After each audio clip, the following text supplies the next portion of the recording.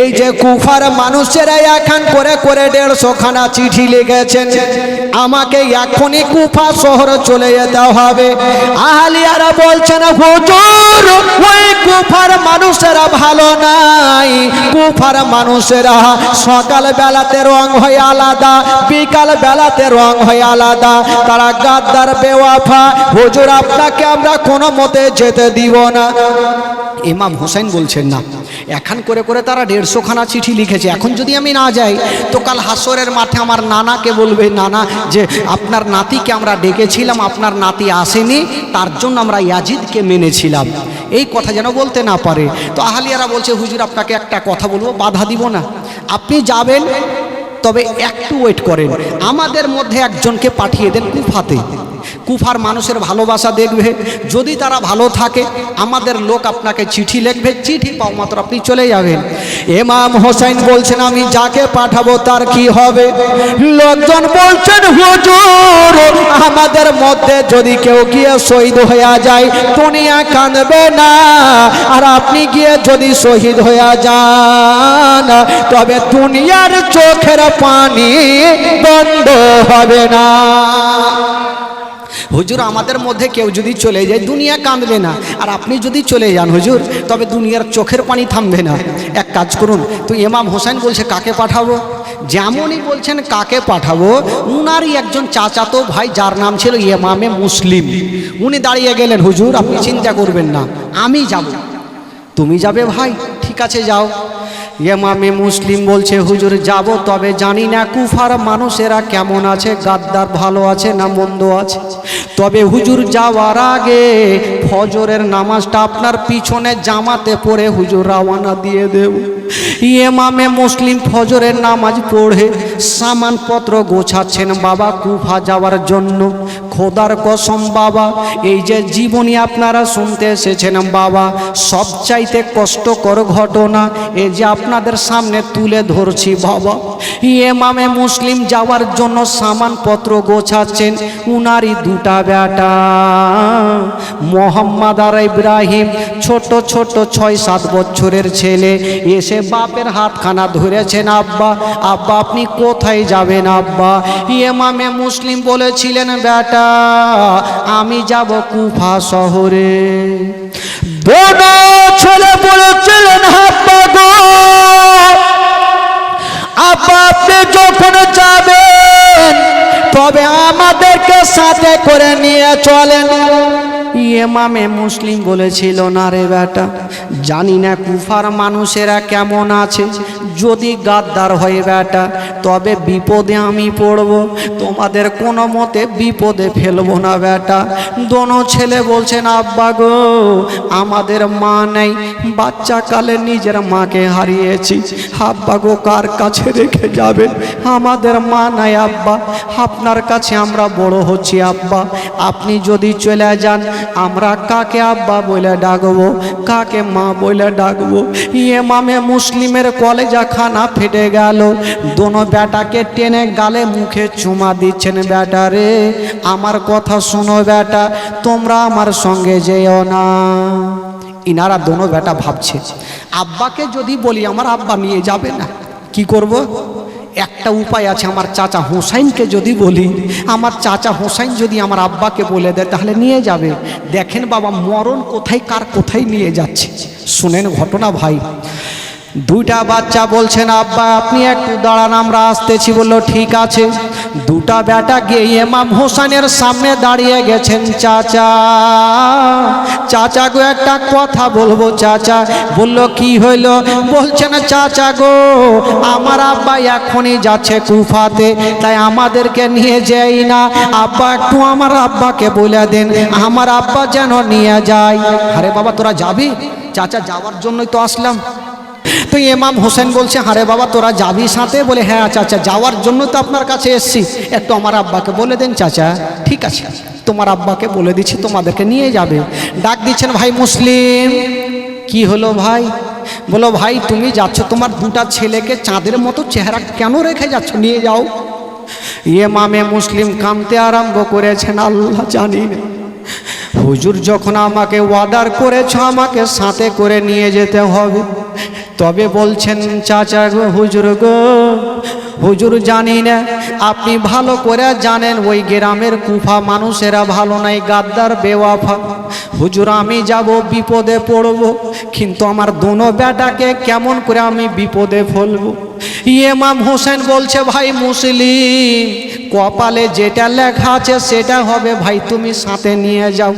চাঁদের মতো চেহারা, সূর্যর মতো চেহারা। দোনো বেটা বাপের হাত ধরে বলছে, আপনি কাঁদবেন না আব্বা, আমরা কথা দিলাম আমাদের কিছুই হবে না, সাথে করে নিয়ে চলে। ইমামে মুসলিম কাঁদতে কাঁদতে দোনো বেটাকে নিয়ে গেল, আর সুন্দর করে গোসল দিচ্ছেন বাবা। মনে হচ্ছে শেষবারের মতো গোসল দিচ্ছে, আর মনে হয় গোসল দিতে পাবেন। দোনো বাচ্চাকে গোসল দিয়া নতুন নতুন জামা পরিয়ে দিয়েছেন বাবা, আর দুলদুলে চেপে গেল।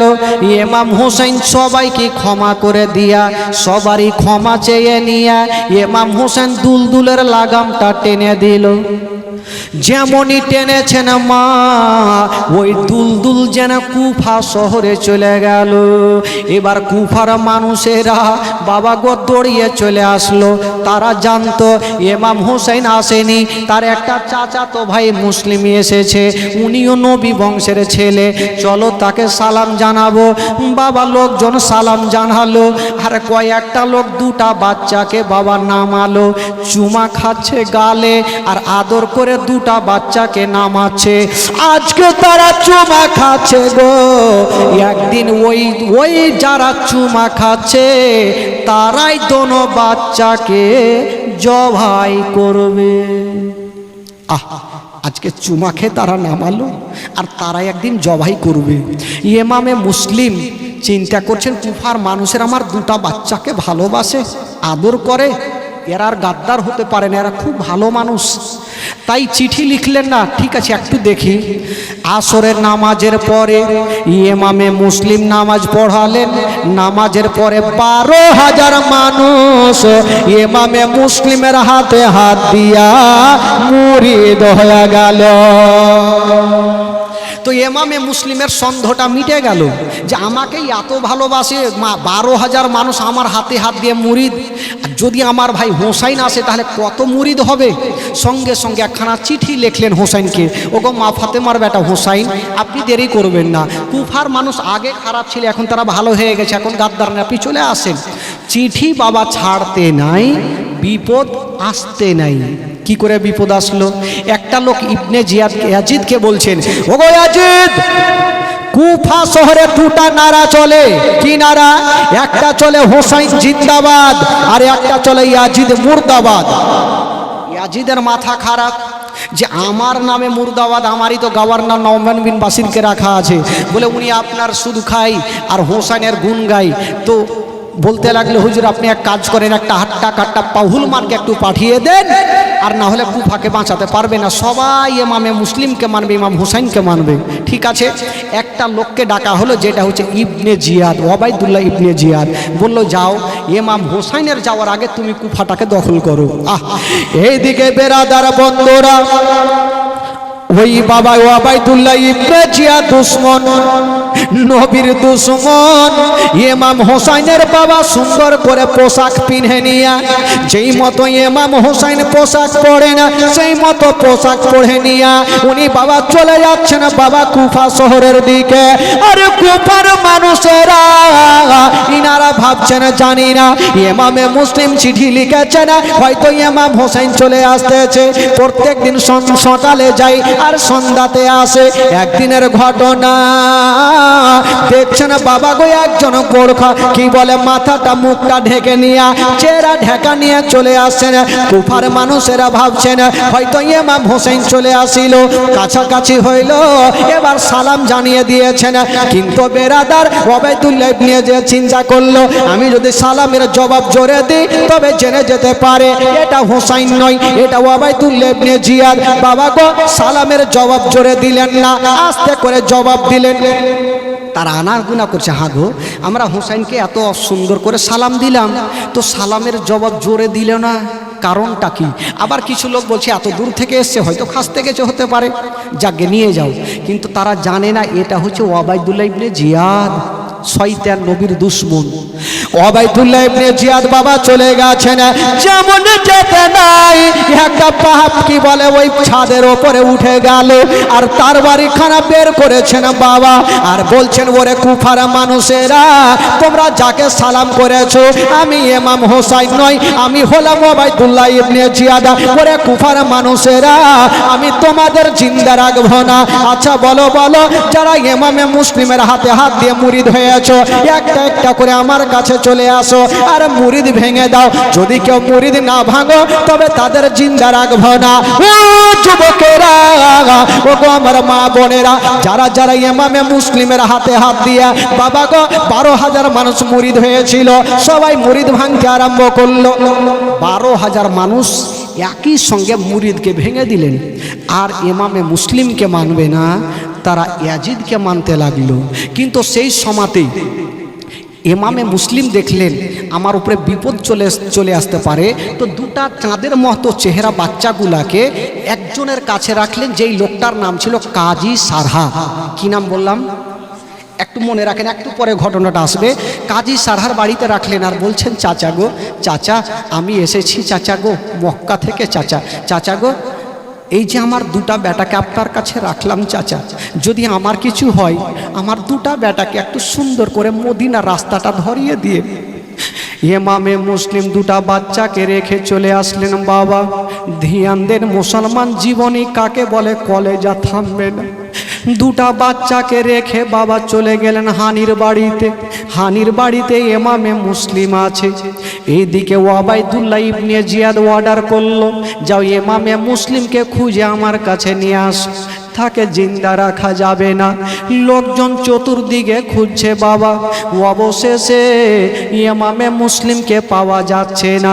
সিআইডি আইভি ঠিক করা হইল, উনিও খুঁজে পাচ্ছে না।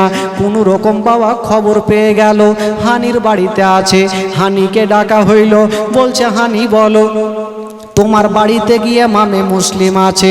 হানি বলছে, ও গো ইবনে জিয়াদ, আমি নবী বংশের ছেলেকে ডাকিনি, এসেছে একটু জায়গা দিয়েছি, তবে আমাকে 5টা মিনিট সময় দাও, আমি বাড়ি যাবো, সেখান থেকে ভাগিয়ে দেব।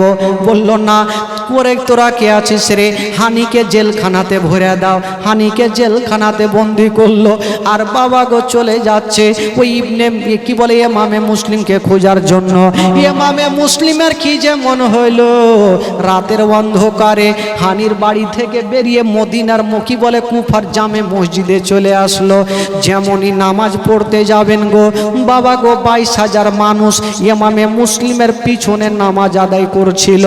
ডান দিকে সালাম ফিরায়া, বাম দিকে সালাম ফিরায়া, পিছনে ঘুরে দেখছে একটাও লোক নাই, সবাই জামাত ছেড়ে বাড়ি পালিয়ে গেছে। কেবল একটা বয়স্ক লোক বসে বসে ওযু বানাচ্ছে। ইমামে মুসলিম জিজ্ঞাসা করছেন, চাচা চাচা গো আমার পিছনে 22,000 লোক নামাজ পড়ছিল, কোথায় গেল চাচা? বলছে, বাবা তুমি কি জানো না সবাই জামাত ভেঙে পালিয়ে গেছে। বললো, কেন, আমি কি দোষ করেছি চাচা? বলল, বাবা যখন তুমি নামাজ পড়ছিলে ইবনে জিয়াদের একটা লোক ঢোল দিয়ে যাচ্ছিল আর বলছিল ইমাম মুসলিমকে যারা জায়গা দিবে তাদের বাড়িঘর জ্বলিয়ে শেষ করে দেব।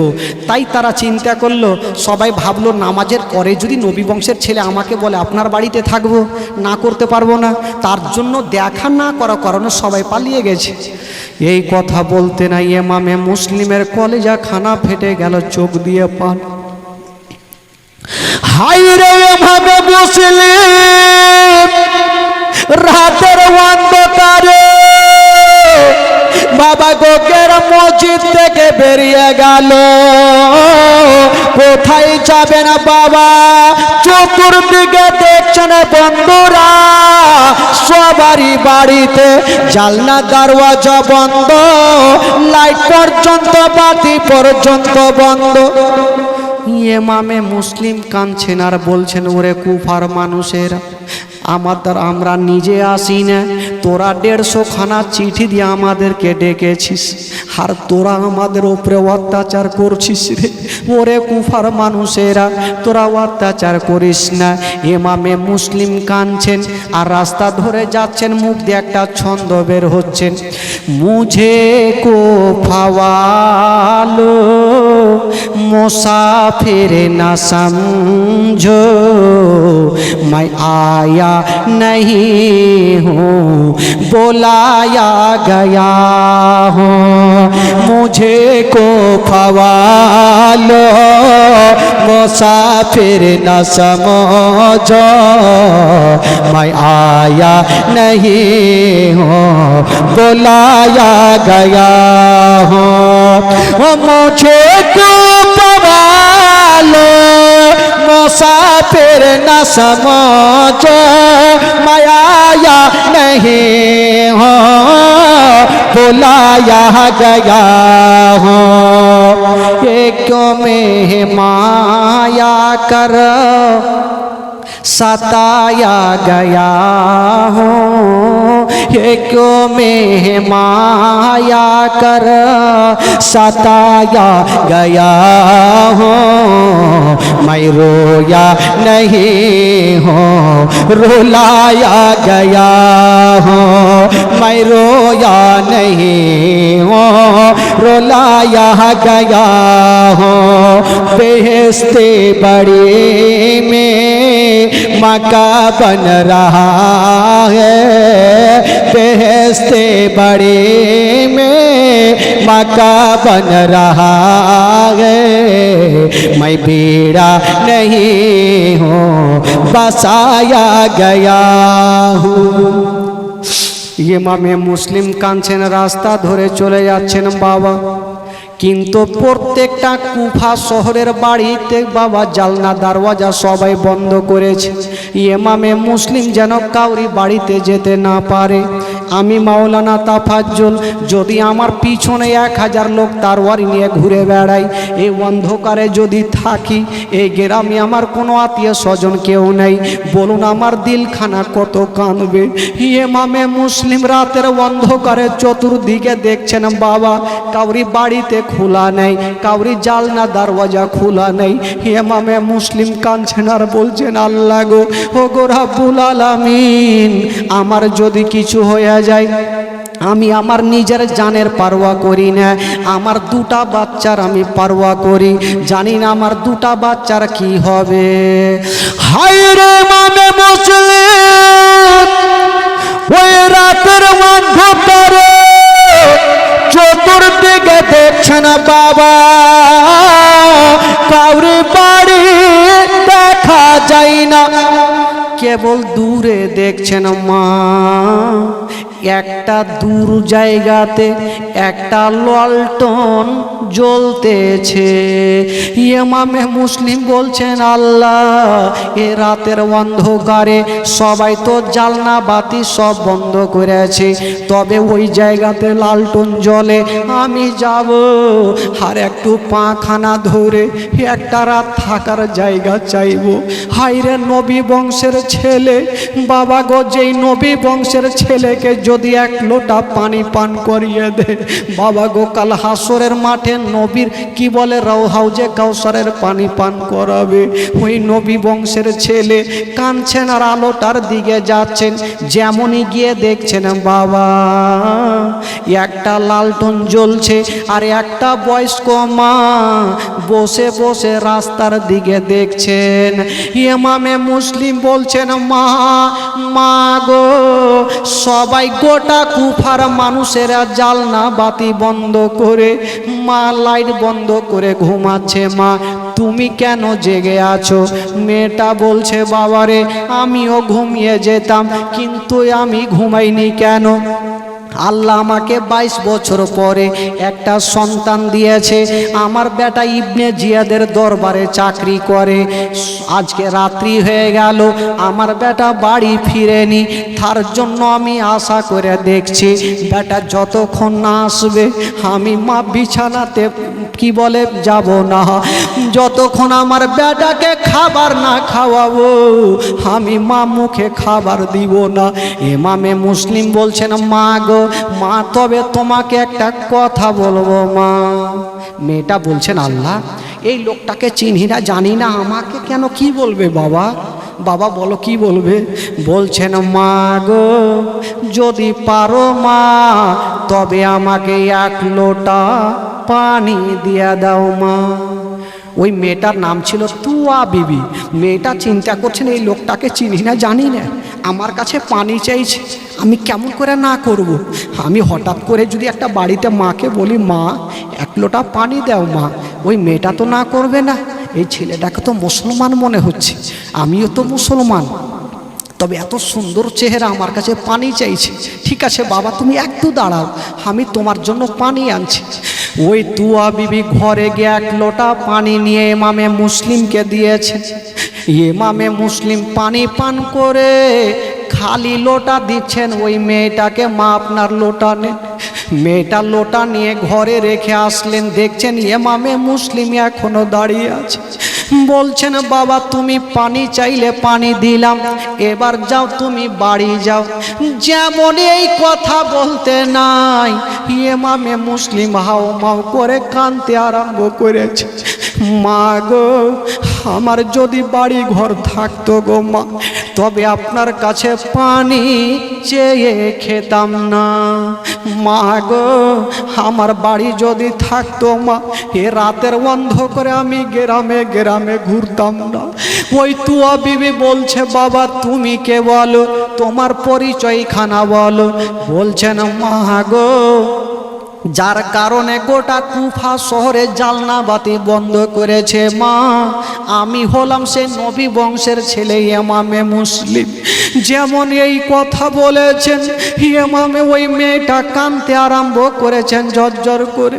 ইমামে মুসলিম বলছে মা গো তুমি কান্দিও না মা, আজকে তোমাকে একটা কথা বললাম মা, আজকে নবী বংশের ছেলেকে তুমি 1 লোটা পানি পান করিয়েছো মা, তবে মা গো আজকে তোমাকে টাকা পয়সা দিতে পারবো না, কাল হাসরের মাঠে মা গো হাউজে কাউসারের পানি দিয়ে শোধ করে দেব মা। মা আজকে টাকা দিতে পারবো না মা, কিন্তু হাউজে কাউসারের পানি দিয়ে একদিন শোধ করবো মা। হবে মা গো আজকে তুমি 1 লোটা পানি দিয়েছো মা, আল্লাহ তোমার ভালো করবে মা। মা গো আর একটা কথা, যদি আজকে রাত্রির সময় একটা রাত তোমার বাড়িতে আমাকে জায়গা দাও তবে খুব ভালো হবে। তুয়া বিবি কাঁদতে কাঁদতে হাত ধরেছে বেটা তোমাকে জায়গা দেব, যতক্ষণ পর্যন্ত তুমি আমাকে ক্ষমা করবে না আমি তোমাকে জায়গা দিব না। ইমামে মুসলিম বলছে মা তুমি তো অন্যায় করনি, কেন তুমি ক্ষমা চাইছো? মেয়েটা উজুর নয়নে বয়স্ক মেয়ে কাঁদছে আর বলছেন বাবারে আমি একটা বিশাল বড় অন্যায় করেছি, আমি বিশাল বড় ভুল করেছি। বলল কি ভুল করেছো? বলছেন বাবা আগে তুমি ওয়াদা করো কাল হাসরের মাঠে নবীর সামনে এই কথাটা তুলে ধরিও না যে মেয়েটা আমাকে চিনতে পারেনি। এই কথাটা তুমি নবীর সামনে বলিও না, কারণ তোমাকে চিনতে পারিনি। এই কথাটা যদি বলে দাও তবে নবী নারাজ হয়ে যাবে। বলুন তাদের দিলখানা কেমন ছিল বাবা, তাদের মোহাব্বত কেমন ছিল? ওই মেয়েটার হাত ধরেছে মা গো মা তুমি চিন্তা করো না মা, আমি কথা দিলাম মা কাল হাসরের মাঠে আমার নানার সামনে নবীর সামনে বলবো না, তবে মা গো একটা কথা বলে দিই, আজকে তুমি আমাকে পানি পান করিয়েছো মা, তোমার নামখানা জান্নাতে লিখে দিলাম মা। নবী বংশের ছেলে মেয়েটাকে বলছেন মা গো চিন্তা করবে না মা, তোমার নামখানা আমি আজকে জেনে গেলাম মা, মা একটা রাত থাকতে দাও। তো ওই মেয়েটা নবী বংশের ছেলেকে পেয়েছে, নিয়ে গেল ঘরের মধ্যে, সুন্দর করে একখানা বিছানা করেছে আর কিছু খাবার এনে দিচ্ছেন। হুজুর আপনি তো সারা রাত ঘুরেছেন, হুজুর একটু খাবার খান। ইমামে মুসলিম যেমনই খাবার মুখে দিতে যাবে দোনো বেটার কথা ভেসে উঠলো মনে, আল্লাহ জানি না আমার দোনো বেটা কেমন আছে, আল্লাহ গো আমার এই অবস্থা যদি কিছু হয় আমার দোনো বেটার কেউ নেই, মা নেই, যদি আমার কিছু হয় দোনো বেটা আমার ইয়াতিম হয়ে যাবে। ইমামে মুসলিম খেতে পারলেন না, বাবা গো বিছানাতে শুয়ে গেল। আরে যেমন বিছানায় শুয়ে গেছে বাবা গো ঘুমটা আসে না।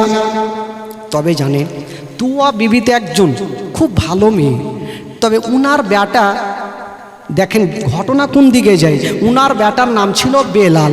উনি ইবনে জিয়াদের দরবারে কাজ করে, আর উনিও ইমামে মুসলিমকে খুঁজে বেড়াচ্ছে। যদি আমি ইমামে মুসলিমকে পাই তাহলে প্রচুর টাকা পাবো। আর ইমামে মুসলিম কিন্তু উনারই বাড়িতে আছে। বেলাল সন্ধ্যার টাইমে রাত্রিবেলাতে বাড়ি ঢুকছে। মা গো মা তাড়াতাড়ি করে আমাকে খাবার দাও মা, সকাল বেলাতে আমাকে কাজে যেতে হবে। আরে বেটা এত এমার্জেন্সি কি কাজ? বলছেন মা গো তুমি কি জানো না মা, আমাদের কুফা শহরে ইমামে মুসলিম আছে মা, ইবনে জিয়াদের অর্ডার হয়েছে যদি কেউ খবরটা দিতে পারে, খুঁজে দিতে পারে তবে প্রচুর টাকা দিবে। এত টাকা দিবে সারা জীবন বসে বসে খাবে। মেয়েটা মাথায় হাত দিয়েছে, আল্লাহ ইমামে মুসলিম আমার বাড়িতে আর আমার বেটা ওই সন্তানকে খুঁজে বেড়াচ্ছে। বলছে বেটারে নবী বংশের ছেলেকে তুমি খুঁজে বেড়াচ্ছ, বেটা ঘুমাও, সকালে আবার কাজে যাবে। বেটাকে চট করে কিছু খাবার দিয়ে বেটাকে কিন্তু বিছানাতে রেখে দিয়েছে। বিছানাতে কি বলে বেলাল ঘুমাচ্ছে, ঘুম আসেনি, কিন্তু তুয়া বিবির একটা মনে সন্দেহ যে নবী বংশের ছেলে আমার বাড়িতে আছে, কখন কি বলে পানির দরকার হবে, খাওয়ার দরকার হবে। যদি রাত্রিবেলা পানি খাবার খেতে চাই তো বারবার করে যেই ঘরটাতে শুয়ে আছেন তুয়া বিবি যাচ্ছেন আসছেন, যাচ্ছেন আসছেন। এই যাওয়া আসা দেখে বেলালের মনে সন্দেহ হয়ে গেল। বেলাল ভাবছেন আমার মা কোনোদিন বারবার করে রাত্রে উঠে না, আজকে কেন উঠছেন? বলছেন মা গো মা ওই ঘরটাতে কে আছে মা, সত্যি কথা বলো।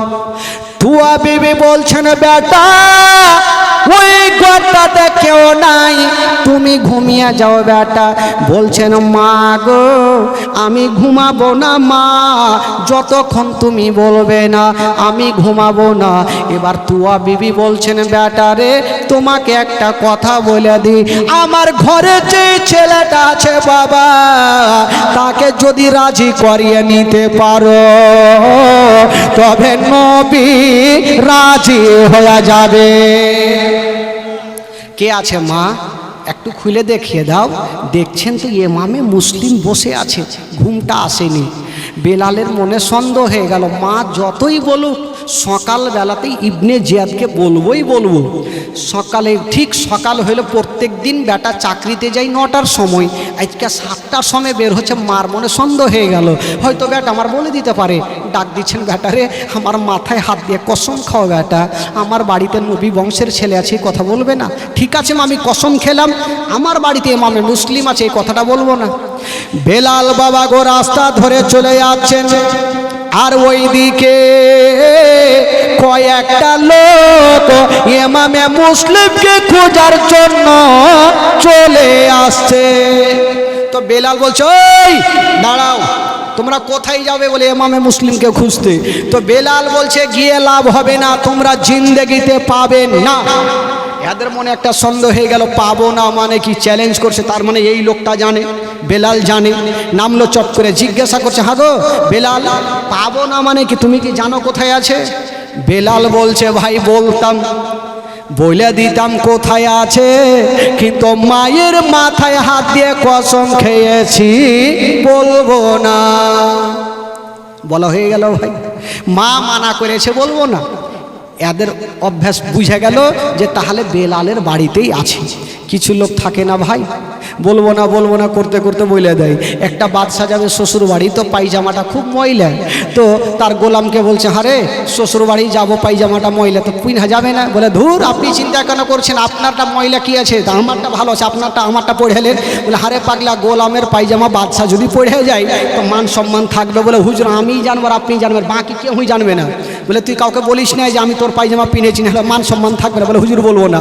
গেল শ্বশুর বাড়ি চলে গেছে, এবার বাদশা তো ঘরে আছে, গোলামটা বাইরে আছে। তো কিছু লোক বাদশাকে দেখার জন্য চলে আসছে, বলে হ্যাঁ গো গোলামটাকে জিজ্ঞাসা করছে তোমাদের বাদশা কোথায়? বলে দেখো ভাই, বাদশার কথা 1000 বার বলবো, 2000 বার বলবো, কিন্তু পায়জামার কথা বলবো না। এরা চিন্তা করছে পায়জামা কি হলো? পায়জামা বলছে ভাই বলিও না, বাদশা যেটা পায়জামা পরেছে ওইটা আমারই। লোকজন বলছে ধুর, যে বাদশাহ গোলামের পায়জামা পরে ওকে জীবনে কেউ দেখে, চল বাড়ি চল। এরা তো ঘুরে বাড়ি গেল। বাদশাহ ভিতর থেকে আইসা টাইনা 2 গালে 2টা চড় মেরেছে। তুই বললি কেন? বলে হুজুর মায়ের কিয়ামত পর্যন্ত মনে থাকবে, আর জিন্দেগিতে বলবো না। বলে বলবি না তো বলবো না। আবার আছে, আবার একটা দল চলে এসে বলে আরে তোদের বাদশা কোথায়? বলে দেখো ভাই, বাদশার কথায় 1000 বার বলবো, 2000 বার বলবো, 5000 বার বলবো, কিন্তু পায়জামার কথা বলে 2 গালে 2টা তামাচা খেয়েছি, কিয়ামত পর্যন্ত মনে থাকবে, ওইটা কথা বলবো না। ফের বলা হয়ে গেল। তো ওই রকম বাবা বেলাল বলছে আমি বলতাম, কিন্তু আমাকে মা মানা করেছে, তার জন্য বলবো না। এরা বুঝে গেল তাহলে বেলালের বাড়িতে আছে। যেমন এই কথা বলতে নাই বাবা, শুনেন ঘটনা। এবার ওই ইবনে জিয়াদকে খবর দেওয়া হইলো। ইবনে জিয়াদ বলল যাও যাও ওই তুয়া বিবির বাড়িকে ঘেরে নাও। যেমনই যাচ্ছে না বাবা, 22,000 সৈন্য ছুটে গেল, তুয়া বিবির বাড়িকে ঘেরাও করেছেন বাবা। যেমনই ঘেরাও করে নিয়েছেন বন্ধুরা, ওই ঘোড়ার পায়ের শব্দখানা তুয়া বিবির কানে পৌঁছে গেল। তুয়া বিবি ভাবছেন আল্লাহ জানি না এই ঘোড়ার পায়ের শব্দখানা কোথায় থেকে আসে জানি না, তবে আমার বেটা কি বলে দিয়েছেন বাবা গো। তুয়া বিবি গেটটা খুলে দেখছেন বাবা 22,000 সৈন্যরা তার বাড়ি ফারসা নিয়ে দাঁড়িয়ে আছেন। ওই লোকগুলা বলছেন ও তুয়া বলো বলো ইমামে মুসলিম কি তোমার বাড়িতে আছে? ওই তুয়া বিবি বলছেন আল্লাহ গো আমি সত্য বলবো না মিথ্যা বলবো, আমি কোনটা বলবো? তবে তুয়া বিবি ভাবছেন আল্লাহ একটা মিথ্যা বলার কারণে যদি জাহান্নামে যেতে হয় যাব, নবী বংশের ছেলে আমার বাড়িতে আছে, আমি এই কথা তাদের বলবো না। একটা মিথ্যা বলার কারণে যদি জাহান্নামে যেতে হয় যাব, নবী বংশের ছেলে আমার বাড়িতে আছে, এই কথাটা বলবো না। যেমনই মিথ্যা কথা বলতে যাবে বাবা গো, ওইদিকে ইমামে মুসলিমের ঘুমটা ভেঙে গেল। যেমনই ঘুমটা ভেঙে গেছে বাবা গো, ইমামে মুসলিম হাতে তরবারি খানা নিয়ে চলে আসলেন বাবা, আর বলছেন মা গো মা গো, তোমাকে আমার কারণে মা মিথ্যা বলতে হবে না। বাবা গো ওই তরবারি খানা নিয়ে সামনে দাঁড়িয়ে গেল। ওরে ইয়াজিদের সৈন্যরা বলো আমাকে বলো কি হয়েছে? বললে চলো চলো তোমাকে ইয়াজিদের হাতে হাত দিয়ে মুড়ি ধরতে হবে। ইমামে মুসলিম বলেছিল না না, জীবন দিয়ে দেব, জান দিয়ে দেব, ঈমান যেতে দিব না। কথা চলছে বাবা, সঙ্গে সঙ্গে যুদ্ধ শুরু হয়ে গেল। যেই মতো কলার গাছকে কেটে দেওয়া হয় বাবা, ইমামে মুসলিম কলার গাছের মতো ঝুড়ে চলে যাচ্ছে বাবা গো। যার শরীরে নবী বংশের রক্ত আছে তার সামনে কেউ টিকতে পারে না, কেউ আসতে পারে না বাবা গো। কত লড়বে কত লড়বে, নবী বংশের ছেলে একাই একদিকে, 22,000 সৈন্য একদিকে পারে না। তো তারা বলতে লাগলো গো ইমামে মুসলিম দাঁড়িয়ে যাও, আমরা মারপিট করব না, এক কাজ করেন আপনাকে নিয়ে যাবে ইবনে জিয়াদের কাছে, সেখানে যেটা ফাইনাল হবে ডিসিশন হবে সেটা হলে ঠিক আছে চলো। ইমামে মুসলিম যেমনই বাবা দুলদুলে চেপে গেল, একটা লোক পিছন থেকে গেল, আর ইমামে মুসলিমের যে তরবারি খানা ছিল ওই তরবারি খানা টেনে নিল।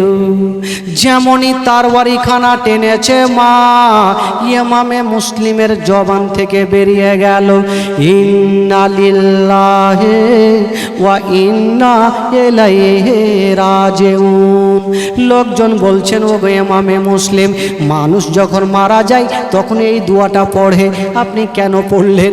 ইমামে মুসলিম বলছেন ভাই রে, তরবারি খানা যতক্ষণ আমার কাছে ছিল আমার জান ততক্ষণ ছিল, আমার তরবারি খানা যখন আমার কাছে নাই বোধহয় আর বেশিক্ষণ আমি বাঁচব না, তার জন্য আগে দোয়াটা পড়ে নিলাম। বাবা গো ইমামে মুসলিমকে নিয়ে গেল কোথায়? ইবনে জিয়াদের কাছে। রাত্রিবেলাতে ইবনে জিয়াদ বলল এখন বিচার করব না, সকালবেলা বিচার করব। বাবা গো জেলখানাতে ভরে দিয়েছেন বাবা। যেমন জেলখানায় ভরে দেওয়া, রাতের অন্ধকারে ইমামে মুসলিম জেলের মধ্যে আছেন বাবা। ঠিক রাত্রি যখন 12টা, ইমামে মুসলিমের চোখ দিয়ে ঝরঝর করে পানি, আল্লাহ গো, সকাল যখন হবে আমার গর্দানটা কাটবে, আমি দুনিয়াতে থাকবো না, কিন্তু আমার দুটা ছোট্ট ছোট্ট লালের কি হবে, আমার বেটাদের অবস্থা কি হবে? বাবা গো, সকাল যখন হইল, ইমামে মুসলিমকে জেল থেকে বার করলো। বলল, ও গো ইমামে মুসলিম, তোমাকে ছেড়ে দিতে পারি যদি তুমি ইয়াজিদের হাতে হাত দিয়ে মুরিদ হয়ে যাও। ইমামে মুসলিম বলেছিল, না, যদি আমার জান জীবন চলে যাবে, আমি ইয়াজিদের হাতে হাত দিয়ে আমি মুরিদ হব না। ইবনে জিয়াদ বলল, যাও ইমামে মুসলিমকে পাড়ার ছাদে নিয়ে যাও আর তার গর্দানটাকে কেটে নাও। বাবা গো, ইমামে মুসলিমকে নিয়ে গেল পাড়ার ছাদে। যেমনই নিয়ে গেল বাবা বলতে লাগলো, ও গো ইমামে মুসলিম, তোমাকে ছেড়ে দিতে পারি, তুমি ইয়াজিদের হাতে হাত দিয়ে মুরিদ হয়ে যাও। ইমামে মুসলিম বলেছিল, শুনো গো, আমি জান দিয়ে দেব, জীবন দিয়ে দেব, ইয়াজিদের হাতে হাত দিয়ে মুরিদ হব না। ইমামে মুসলিম বাবা গো শুয়ে আছে, আর দুশ্মন দুরাচার তারওয়ারি নিয়ে দাঁড়িয়ে আছে। ইমামে মুসলিমের গলাতে তারওয়ারি চালাবে। ইমামে মুসলিম বলছে, ভাইরে একটু দাঁড়িয়ে যাও, আমার গলাতে তারওয়ারি চালাবে, আমি তো দুনিয়াটা ছেড়ে চলে যাব, তবে একটু দাঁড়িয়ে যাও। বলল, কেন? ইমামে মুসলিম বলছে, ভাইরে আমি তো দুনিয়াটা ছেড়ে চলে যাব, তবে একটা কাজ করো, আমার এই রক্ত মাখা পোশাকগুলা তোমরা এই জায়গাতে রাখবে না, কারণ ইমামে মুসলিম জানে যদি কোনো রকম এই রক্ত মাখা কাপড়গুলো আমার দোনো বেটা দেখে লাই, আমার দোনো বেটা হাত ফেল করে মারা যাবে। যেহেতু মা নেই, বাবা যদি দুনিয়া থেকে যাই, আমার বেটাদের সারা জীবন অন্ধকার হয়ে যাবে। কথা চলছে বাবা, আর দুশ্মন দুরাচার একখানা এত জোরে তারওয়ারি চালালো, ইমামে মুসলিমের গর্দানে পড়ে গেল, গলাতে পড়ে গেল, একদিকে মাথা গেল, একদিকে বডি গেল। সকলে পড়ুন, ইন্না লিল্লাহি ওয়া ইন্না ইলাইহি রাজিউন।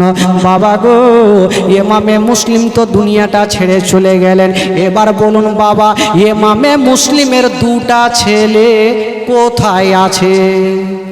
কার বাড়িতে আছে? একটু আগে বললাম, ইমামে মুসলিমের দুটা ছেলে কোথায় আছে ভাই? উদুয়া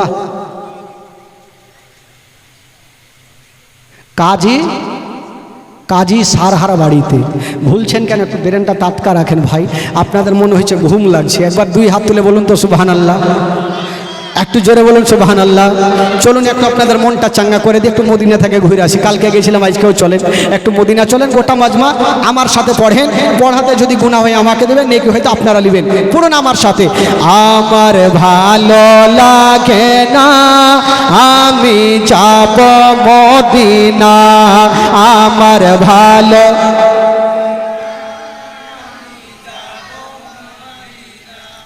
ঢেকিবা। এত হাড্ডি লোক বৈশা আছেন, হ্যাঁ, তো মুখ চলে না আপনাদের, না ঘুম লাগছে? একটু জোরে বলবেন ভাই, ইমান তাজা হবে, আর ঘুম লাগলে ঘুমটাও হবে। একটু জোরে বলুন, গোটা মাজমা বলুন, আমার ভালো লাগে না আমি। এইটি পড়ছার ওইটি কইছে,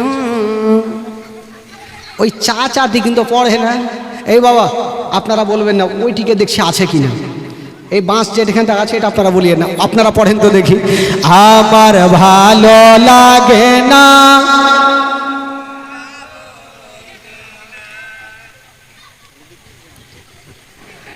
উড়ে গেছে মনে হয়েছে সব। হ্যাঁ, দুদিন জীবনীতে এরকম অবস্থা হয়ে গেল ভাই। একটু গোটা মাজমা বলুন, ইমান তাজা হবে ভাই। গোটা মাজমা বলুন, আমার ভালো লাগে না আমি। জোরে জোরে, আমার ভালো মদিনাতে না গেলে মন শান্তি পাবে না, আমার ভালো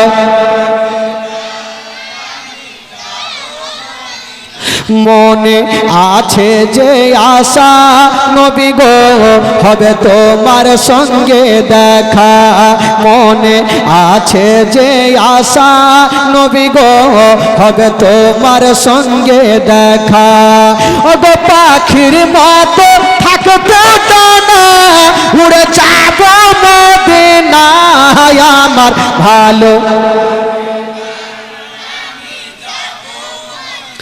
আমার ভালো লাগে না পাঁচ ওয়াক্ত নামাজ যারা করিবেন আদায়, পাঁচ ওয়াক্ত নামাজ যারা করিবেন আদায়। ওগো নামাজ না পড়লে পরে নেকি মিলবে না, আমার ভালো